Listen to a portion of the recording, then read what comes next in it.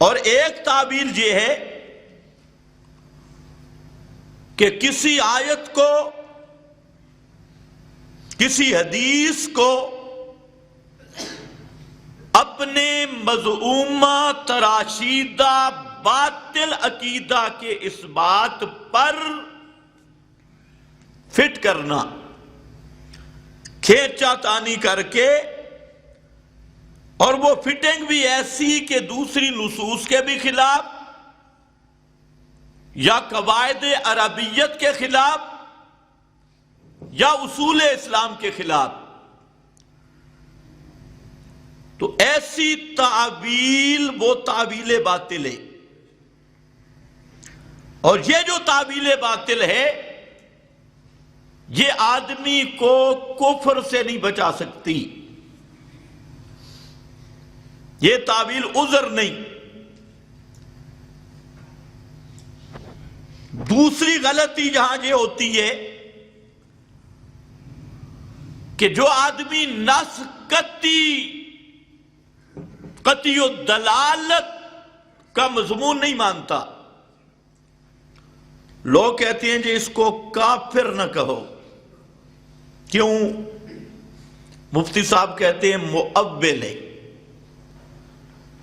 اس نے تعبیل کی ہے. تو ہم کہتے ہیں مفتی صاحب پہلے یہ بھی بتائیں کہ یہ تعبیل صحیح ہے یا باطل ہے، کون سی تعبیل ہے؟ علامہ انور شاہ صاحب رحمہ اللہ نے بہت ہی زبردست بات کی اکفار الملحدین میں. فرماتے ہیں کہ ایک آدمی کفر کرتا ہے اور مفتی صاحب اس کو کفر سے بچانے کے لیے تعبیل کرتا ہے، تو پہلے نمبر کا کافر مفتی ہے. یہ فتویٰ سنا رہا ہوں، لگا نہیں رہا. اکفار الملحدین میں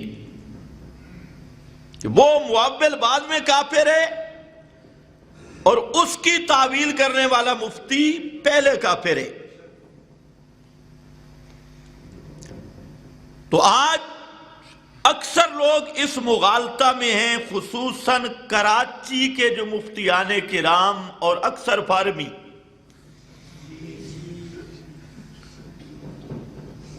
کہ کوئی جتنا مشرک ہو کافر ہو کہ نہیں وہ مؤول ہے، وہ تعویل کر رہا ہے. تو میں نے کہا تعویل تو ابو جہل نے بھی کی تھی. مشرکین عرب تعویل کرتے تھے. قرآن میں ہے، وہ کہتے تھے ما نعبدہم الا لیقربونا الیہ زلفا. یہ تعویل نہیں تو کیا ہے؟ ہم ان کی عبادت نہیں کرتے، سور و پکار نہیں کرتے مگر اس لیے کہ یہ ہمارا وسیلہ ہے.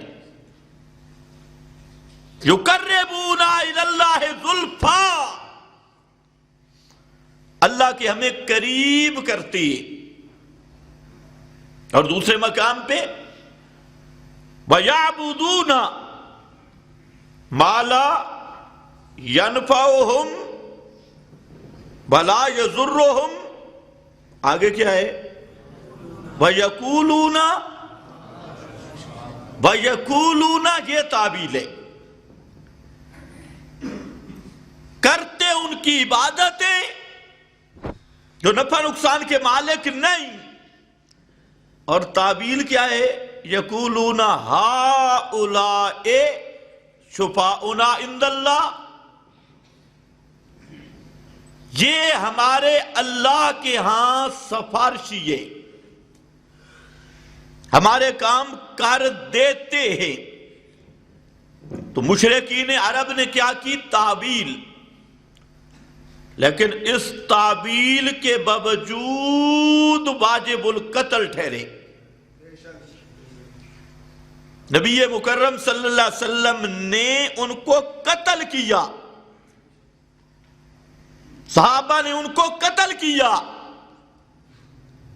کس بنیاد پہ؟ یقولون ہؤلاء شفاؤنا عند اللہ، اس تعویل کے باوجود آپ نے نہیں فرمایا یہ تو جی ابو جہل تو تعویل کر رہا ہے، کچھ نہ کہو۔ تو یہ اس لیے کہ وہ تعویل باطل تعویل تھی۔ آج مفتی صاحب بیٹھ کے کہہ رہے جی یہ معوّل ہیں، انہوں نے تعویل کی ہے۔ میں نے کہا اگر ہر تعویل معتبر ہے تو پھر ابو جہل بھی معوّل تھا، مشرکین عرب بھی معوّل تھے، وہ تعویل کر رہے تھے۔ پھر ان کے بارے میں کیوں فرمایا فَقْتُلُوا الْمُشْرِكِينَ، قتل کرو مشرکوں کو۔ قتل کی علت بھی شرک بیان کر دی۔ فَقْتُلُوا الْمُشْرِكِينَ قَاتِلُوا أَئِمَّةَ الْكُفْرِ، زبردست کر کے فتویٰ لگایا، قَاتِلُوا أَئِمَّةَ الْكُفْرِ، کفر کے اماموں کو قتل کرو۔ أَئِمَّةَ الْكُفْرِ، سرغنے، لیڈر، گنڈے، کفر کے گنڈوں کو قتل کر دو۔ تو سوال یہ ہے کہ وہ تعویل کر رہے ہیں، لیکن اس تعویل نے انہیں کوئی نفع نہیں دیا، اور وہ تعویل انہیں کفر سے بچا نہیں سکی۔ مرزا غلام احمد قادیانی ہے،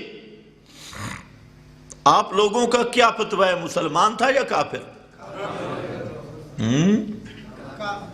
اونچا ذرا بولو۔ اچھا، اور جو مرزا غلام احمد کو مسلمان سمجھے وہ بھی کافر نہیں تو کافر تو ہے نا، وہ بھی کافر ہے۔ لیکن سوال یہ ہے کہ وہ کافر کیوں ہے؟ آج وہ ایک محقق ہے غامدی، نیٹ کا غامدی محقق، وہ بیچارہ بھی کہلواتا محقق ہے لیکن ہے کاف کراچی والا محقق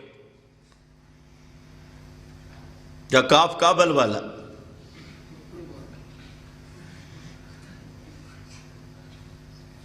پتہ شتہ کسی چیز کا نہیں۔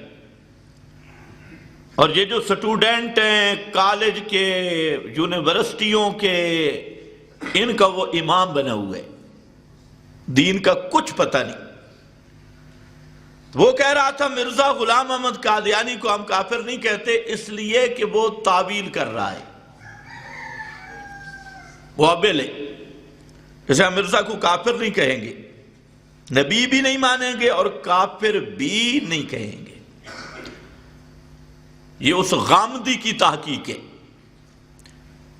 اور یہی وہ ایک اور مرزا ہے جیلمی، جس کا کوئی نسب کسی کو معلوم نہیں، بے نسب اور نہ پڑھا ہے کہیں۔ اب دین پر مصیبت تو یہی ہے نا کہ انجینئر دین کے محقق بن گئے۔ سب سے زیادہ مظلوم دین ہے۔ کوئی ماسٹر ادھر آ کر ٹریننگ کرتا ہے، کوئی ڈاکٹر، اس نے لیبارٹری دین کو بنایا ہے، کوئی پی ایچ ڈی لندن، بڑے دین سے آ رہا ہے، پی ایچ ڈی لندن تحقیقیں پیش کر رہے ہیں۔ جی مفتی صاحب ہے، جی کون ہے یہ پی ایچ ڈی؟ پی سے پلیت اور ایچ سے الحرامی الف لام کے ساتھ، اور ڈی سے ڈاگ، پی ایچ ڈی۔ اب اس نے دین کو تختہ مشق بنایا، پی ایچ ڈی صاحب نے۔ ادھر مرزا وہ انجینئر، اس نے کہا کہ کافر دنیا میں ہے ہی کوئی نہ، جو کلمہ پڑھ لے، چاہے قادیانی ہو، چاہے جناب کوئی بھی ہو، رافضی ہو، کوئی، سب مسلمان ہیں۔ کہتے ہیں شرک بھی کرتے ہیں لیکن مسلمان ہیں، مسلمان کفر کرتے ہیں لیکن ہیں مسلمان۔ تو اس کو بھی یہی دھوکہ لگا۔ تو مرزا غلام احمد قادیانی اور اس کے حوالی وہ کافر ہیں، لیکن کیوں؟ حالانکہ وہ بھی تعویل کرتے۔ میں کتابیں لینے کے لیے ربوہ گیا، مرزا کی کتابیں عام طور پہ نہیں ملتی۔ اس کی کتاب روحانی خزائن ہو، پوری زندگی کی تصانیف ہے۔ تو وہاں ربوہ کی دیواروں پہ لکھا تھا انا خاتم النبیین لا نبی بعدی،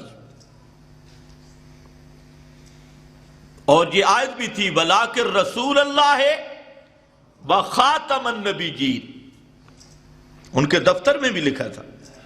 میں نے پوچھا یہ کیا ہے؟ آپ تو ختم نبوت کے منکر ہیں۔ انہوں نے کہا کس نے کہا منکر ہے؟ اس لیے تو ہم نے لکھا ہے۔ کہتے ہم ختم نبوت کے منکر نہیں۔ کیوں؟ کیا کہتے کیا ہو؟ کیا معنی کرتے ہو ختم نبوت کا؟ انہوں نے کہا ختم نبوت کا معنی ہے کہ آپ کی نظر نبی گر رہے، اب جو نبی آئے گا اس پہ مہر محمدی لگی ہوئی ہوگی، تو آپ کی نظر نبی گر رہے، یہ معنی کیا ختم نبوت کا۔ میں نے کہا وہ کیسے کہتے ہیں؟ ختم بمعنی مہر ہوتی ہے نا، عربی لغت نکال لایا کہ ختم بمعنی مہر ہے نا، نگینہ ہے نا، تو آپ نبیوں کی مہر ہے، جس پر آپ کی مہر لگے گی نبی وہ بنے گا۔ میں نے کہا بہت اچھا، پھر آپ پر جس نے مہر لگائی ہے تم نے اس کو مانا ہے؟ کہتے ہاں۔ میں نے کہا مہر میں دکھا دیتا ہوں اور مان ذرا۔ یا قادیانی کے بارے میں آپ کے پاس کوئی مہر ہے وہ آپ دکھائیں، میں آپ کو مہر دکھاتا ہوں۔ آپ نے فرمایا کہ انا خاتم النبیین لا نبی بعدی، اور ساتھ فرمایا ثلاثون دجالون یزعم انہ نبی وَأَنَا خَاتَمُ النَّبِيِّينَ۔ فرمایا، میں نے کہا اب مہر ذرا سننا۔ آپ نے فرمایا میرے بعد جو نبوت کا دعویٰ کرے گا نا اس پہ مہر محمدی ہے، وہ دجال بھی ہوگا کذاب بھی ہوگا۔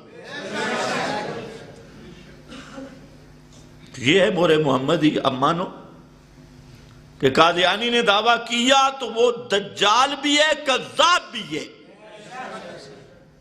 لیکن میں تو آپ کو، وہ بیچارہ خاموش ہو گیا فَبُہِتَ الَّذِي كَفَرَ۔ تو میں نے کہا آپ کے قادیانی کے بارے میں کوئی حدیث ہے پیش کر کے مرزا غلام احمد قادیانی مرزا گاما اس کو اللہ نبوت دے گا؟ میں تو آپ کو مہر پیش کر رہا ہوں کہ محمد مصطفیٰ کے بعد جو نبوت کا دعویٰ کرے گا اس پر مہر محمدی ہے دجال کذاب، وہ دجال بھی ہوگا کذاب بھی ہوگا۔ لیکن میں عرض یہ کر رہا ہوں کہ اس نے بھی کیا کی؟ تعبیر، کہ ختم نبوت کا معنی بدل دیا، اور پھر یہ تعبیر کی کہ ایک نبوت ہوتی ہے حقیقی اور ایک نبوت ہوتی ہے ذلی اور بروزی۔ تو کہنے لگا ہم نبی کو حقیقتاً خاتم الانبیاء مانتی ہیں، اور مرزا قادیانی کو ذلی اور بروزی نبی مانتی۔ اور مرزا نے خود بھی لکھا. تو اب سوال یہ ہے کہ تعویل تو اس نے کی ہے، یہ تعویل صحیح ہے یا نہیں؟ مفتیوں سے میرا سوال ہے کہ قادیانی تعویل کر رہا ہے اور 3 تعویلیں، اور اس نے خاتم النبیین کے لفظ کا انکار نہیں کیا، معنی نیا کر دیا، مفہوم بدل دیا. تو یہ تعویل قادیانی کو کفر سے نہیں بچا سکی، اسی طرح کافر ہے. اسی طرح مرزا نے متواتر احادیث 40 کے قریب، جو 20 کے قریب صحابہ سے مضمون ثابت ہے، مضمون متواتر ہے، اور قرآن پاک کی نصوص بھی موجود ہے کہ حضرت عیسیٰ علیہ السلام آسمانوں پر زندہ اٹھائے گئے اور قرب قیامت حضرت عیسیٰ علیہ السلام زمین پر نازل کیے جائیں گے. اور یہ مسئلہ قطعی ہے، سب علماء نے لکھا جو اس کا انکار کرے وہ کافر ہے. قادیانی نے تعویل کی، اس نے کہا جتنی نصوص میں حضرت عیسیٰ کے آمد کی باتیں، تو اس سے مراد وہ عیسیٰ نہیں جو بنی اسرائیل میں آئے تھے، اس سے مراد ہے مسیح مسیح، حضرت عیسیٰ جیسا کوئی آدمی ہوگا اور وہ میں ہوں. یہ ساری حدیثیں میرے بارے میں آئی، مسیح مسیح. تو اس نے ان نصوص کا انکار نہیں کیا، کیا کی؟ تعویل کی. تو سوال یہ ہے کہ اس تعویل کرنے سے وہ کفر سے بچ گیا یا تعویل کے باوجود کافر ہے؟ مضمون مشکل تو نہیں ہو گیا؟ یہ تعویل اس کو کفر سے نہیں بچا سکی.